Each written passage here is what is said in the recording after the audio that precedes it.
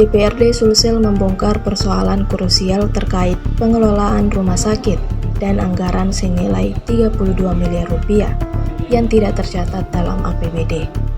Hal ini terungkap dalam rapat paripurna penyerahan laporan hasil pemeriksaan LHP Badan Pemeriksa Keuangan BPK atas laporan keuangan pemerintah daerah LKPD tahun anggaran 2024.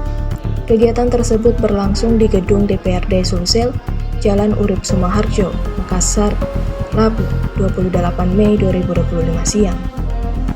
Anggota Komisi E DPRD Sulsel, Andi Patarai Amir, mula-mula memberikan apresiasi kepada Pemprov Sulsel atas penghargaan opini wajar tanpa pengecualian atau WTP. Namun di balik itu, ada sejumlah masalah yang harus menjadi perhatian serius.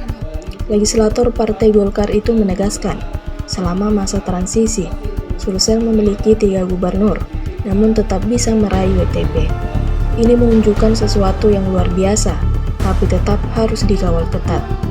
Andi Patarai kemudian menyinggung adanya anggaran sebesar 32 miliar rupiah yang tidak tercantum dalam APBD 2024. Anggaran 32 miliar rupiah tetap digunakan Pemprov Sulsel, meski dianggap adanya kejanggalan.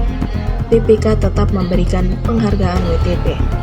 Tak hanya soal anggaran, Andi Patarai juga mengungkap persoalan di lapangan, khususnya mengenai kekurangan obat di sejumlah rumah sakit di bawah naungan Pemprov Sulsel. Menurut dia, keterlambatan distribusi obat akibat mekanisme pengadaan yang kini harus melalui proses berjenjang. Hal ini membuat pelayanan di rumah sakit tersendat.